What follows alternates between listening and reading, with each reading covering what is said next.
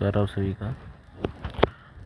आज हम पॉलिटी की पहली क्लास में बात करेंगे भारतीय संविधान का विकास। ये वन लाइनर सीरीज़ है। इसमें अभी आपको पॉलिटी के ही क्लासेस मिलेंगी। आगे कोशिश करेंगे और सब्जेक्ट्स की क्लास भी दिला पाएँ। तो बात करते हैं भारतीय संविधान के विकास की। देखिए 1857 तक भारत का शासन ईस्ट इंडिया कंपनी के हाथ में रहा। ईस्ट इंडिया कंपनी के शासनकाल में प्रशासन का संचालन स्वामी मंडल, संचालक मंडल तथा सपरिषद गवर्नर के हाथ में था। कंपनी के सभी साझेदारों की एक समिति जो थी वो स्वामी मंडल कहलाती थी, यानी कि कोर्ट ऑफ प्रोप्राइटर्स। जितने शेयर होल्डर्स थे उन सभी की एक समिति को स्वामी मंडल कहा जाता था। स्वामी मंडल की विधियां संविधान, आदेश एवं अध्यादेश बनाने का अधिकार प्राप्त था। स्वामी मंडल को विधियां, संविधान, आदेश और अध्यादेश बनाने का अधिकार प्राप्त था। उसके बाद संचालक मंडल, कोर्ट ऑफ डायरेक्टर्स को कहते थे। संचालक मंडल की सदस्य संख्या 24 थी, जिन्हें स्वामी मंडल चुनता था। संचालक मंडल का प्रमुख कार्य स्वामी मंडल द्वारा निर्मित कानूनों, विधियों एवं नियमों को लागू करवाना था। भारत में स्थित बस्तियों का शासन प्रबंध एक गवर्नर या गवर्नर जनरल के हाथों में था।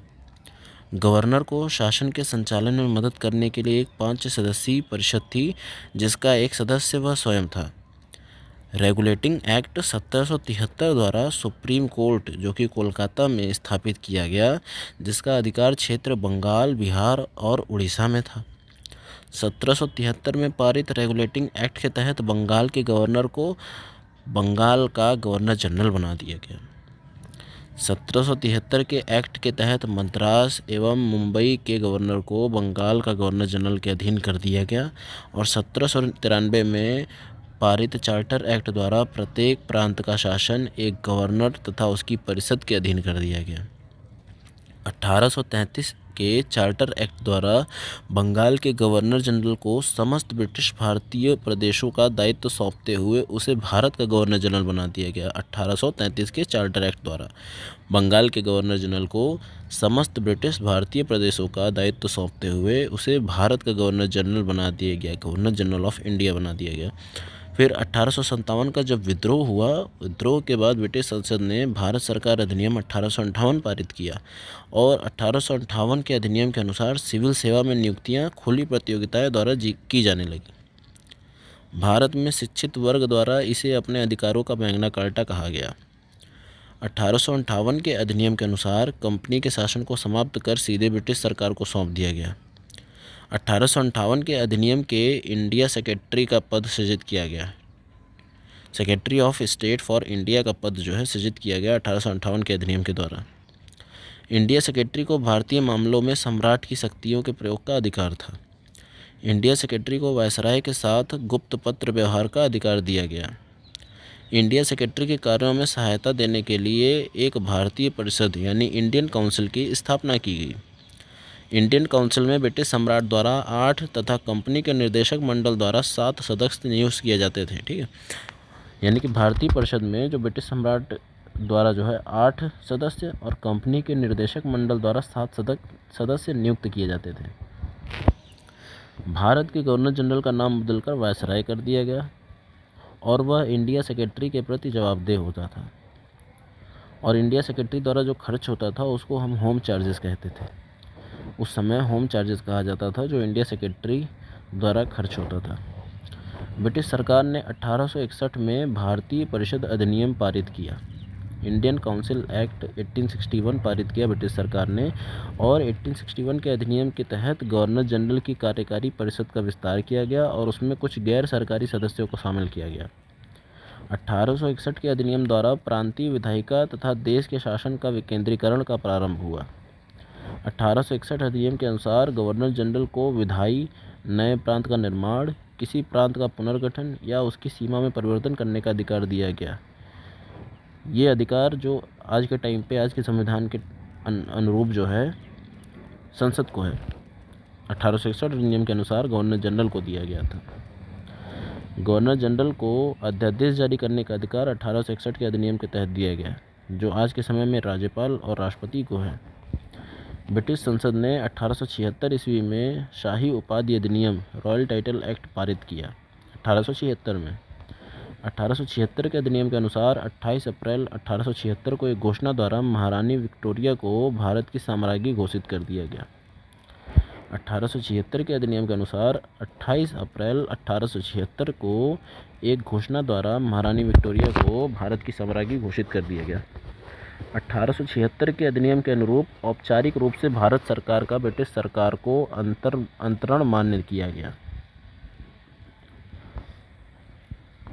1892 के अधिनियम के अंतर्गत केंद्रीय विधान परिषद में अतिरिक्त सदस्यों की संख्या में वृद्धि करते हुए इसमें कम से कम 10 तथा अधिकतम 16 सदस्यों की संख्या निर्धारित की गई।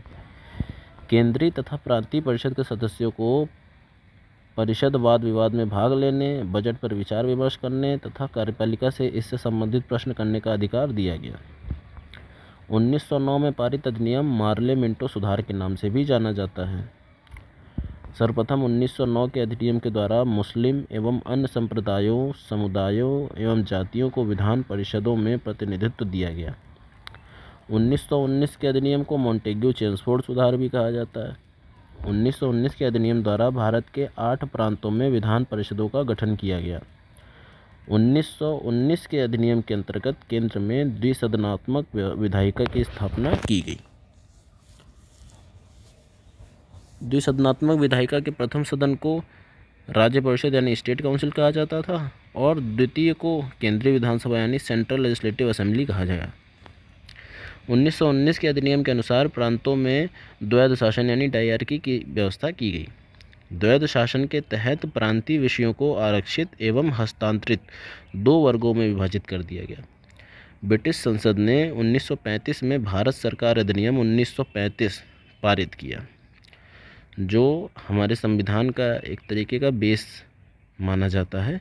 संविधान में हमारे लगभग जो प्रोविजंस हैं वो इसी से लिए गए हैं।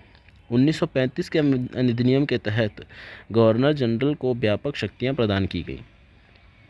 1935 के अधिनियम के तहत केंद्र में द्विसदनात्मक विधायिका की स्थापना की गई, जिसे राज्य परिषद सदस्य संख्या 260 को उच्च सदन तथा केंद्रीय विधानसभा जिसमें सदस्य संख्या 375 थी उसको निम्न सदन नाम दिया गया। भारत के 11 प्रांतों में 1935 के अधिनियम के तहत विधानसभा का गठन किया गया। 1935 के अधिनियम द्वारा प्रांतों में द्वैध शासन प्रणाली समाप्त कर दी गई, परंतु केंद्र में लागू की गई। 1935 के अधिनियम द्वारा प्रांतीय स्वायत्तता प्रभावी की गई तथा विधायी शक्तियों का केंद्र तथा प्रांतों के बीच विभाजन हुआ। 1935 के अधिनियम द्वारा भारतीय संघ का प्रस्ताव किया गया। 1935 के अधिनियम के अंतर्गत भारतीय संघ में भारतीय प्रांतों को अनिवार्यतः शामिल किया गया। 1935 के अधिनियम के तहत केंद्र तथा संघ के बीच शक्तियों का बंटवारा किया गया। भारत संघ में देशी रियासतों का शामिल होना उनके नरेशों की इच्छा पर निर्भर था।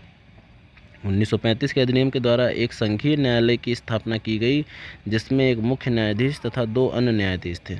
1935 के नियम के तहत संघीय न्यायालय का अधिकार क्षेत्र प्रांतों और रियासतों तक विस्तृत था तथा इससे संबंधित अंतिम शक्ति जो है प्रिवी काउंसिल जो कि लंदन में थी उसको प्राप्त थी। 1935 के अधिनियम के द्वारा भारतीय परिषद समाप्त कर दिया गया तथा भारतीय शासन पर ब्रिटिश संसद की सर्वोच्चता स्थापित की गई। सांप्रदायिक निर्वाचन पद्धति का विस्तार किया गया। 1935 के अधिनियम के द्वारा बर्मा को भारत से अलग कर दिया गया।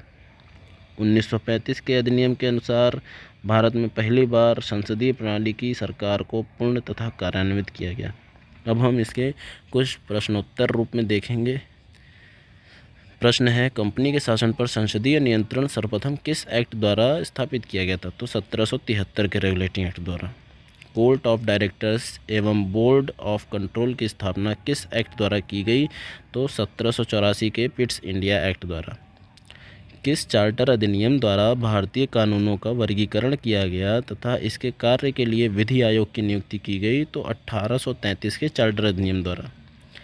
किस एक्ट द्वारा विधि बनाना पहली बार सरकार का विशेष कर्तव्य निर्धारित किया गया? तो 1853 ईस्वी का चार्टर अधिनियम।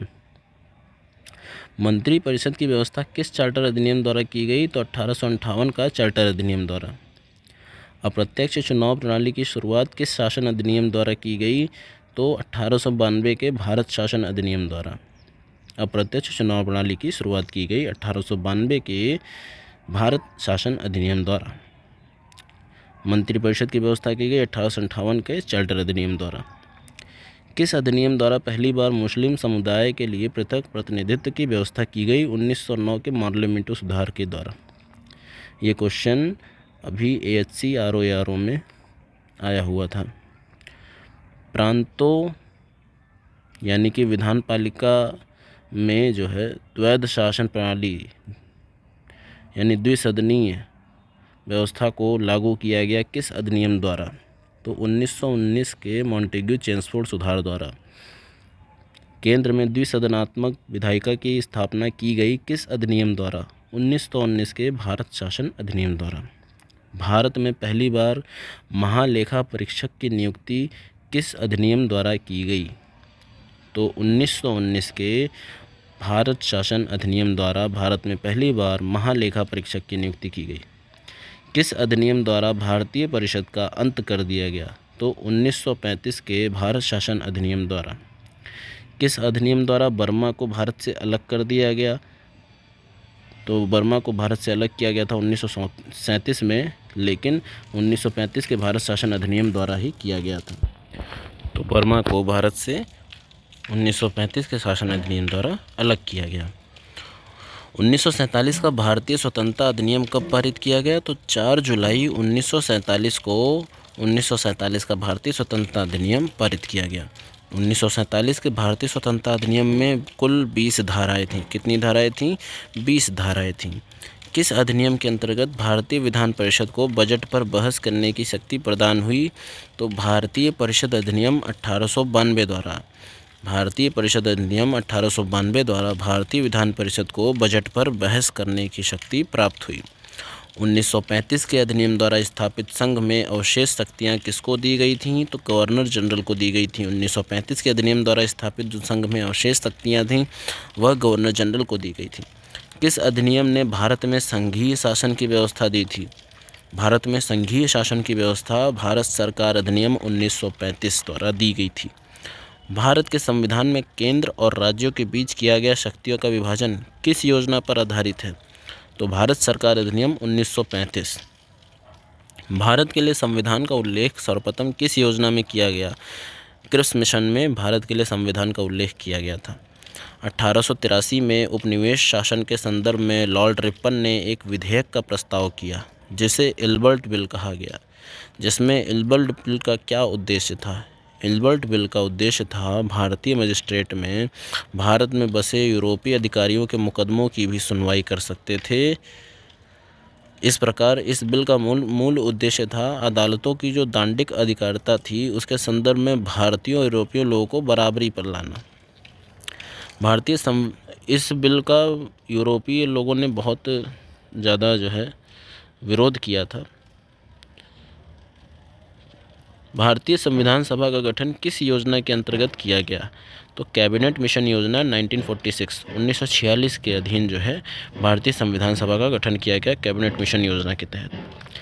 भारत के संविधान का प्रारूप तैयार करने वाली संविधान सभा के सदस्यों को कहाँ से चुना गया? तो विभिन्न प्रांतों की विधानसभाओं द्वारा अप्रत्यक्ष चुनाव हुआ था, उसके तहत चुना गया था। भारतीय संविधान सभा की स्थापना कब की गई थी? तो 9 दिसंबर 1946 को संविधान सभा की प्रथम बैठक के आरंभ के साथ भारतीय संविधान सभा की स्थापना की गई थी। भारतीय संविधान सभा में सदस्यों का चुनाव कैसे हुआ? तो प्रांतीय सभाओं द्वारा हुआ था। भारत के लिए संविधान की रचना हेतु संविधान सभा का विचार सर्वप्रथम किसने प्रस्तुत किया था? तो स्वराज पार्टी ने 1934 में इसका जो है विचार दिया था। स्वराज पार्टी CR दास और मोतीलाल नेहरू द्वारा स्थापित पार्टी थी स्वराज पार्टी। वेवेल योजना जो 1945 में आई थी उसका मुख्य प्रस्ताव क्या क्या था?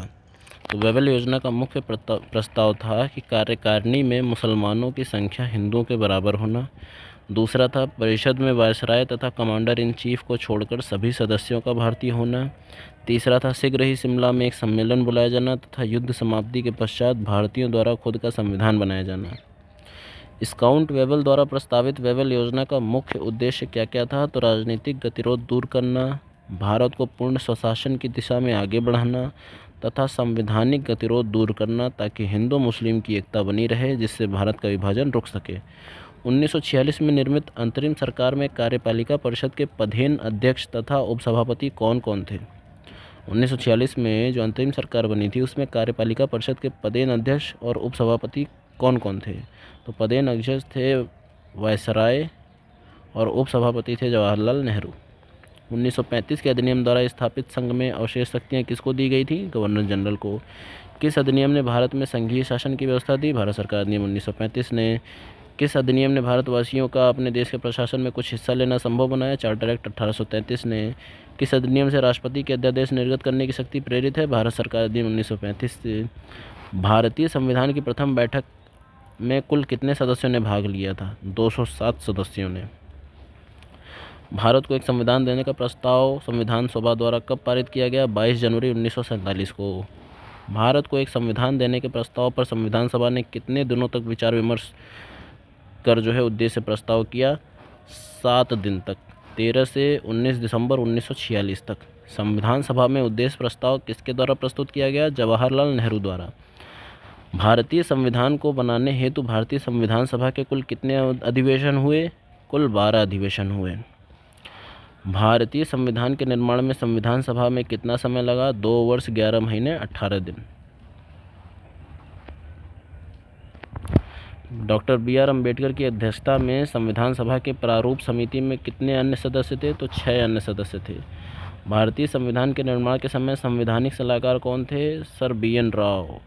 पूरा नाम है वेनेगल नरसिंह राव। भारतीय संविधान का प्रथम प्रारूप किसने तैयार किया था? बी.एन. राव ने। बी.एन. राव के मूल प्रारूप में कुल कितने अनुच्छेद तथा अनुसूचियाँ थीं? क्रमशः 243 अनुच्छेद तथा 13 अनुसूचियाँ, यानी कि 243 आर्टिकल्स एंड 13 शेड्यूल्स। भारत की संविधान सभा ने राष्ट्रध्वज को सर्वप्रथम कब स्वीकार किया? तो 22 जुलाई 1947 को चौथे अधिवेशन में। भारतीय संविधान कब लागू हुआ था? 26 जनवरी 1950 को। संविधान सभा द्वारा भारतीय संविधान को कब अपनाया गया और पूर्ण रूप से कब तैयार किया गया? तो 26 नवंबर 1949 को 11वें अधिवेशन में। किसने सुझाव दिया था कि भारत की स्वतंत्रता के बाद भारतीय राष्ट्रीय कांग्रेस को एक राजनीतिक दल के रूप में भंग कर देना चाहिए? तो महात्मा गांधी ने। तो आज की ये क्लास यहीं पे ख़त्म होती है। फिर मिलते हैं किसी नए सीरीज़ में। धन्यवाद।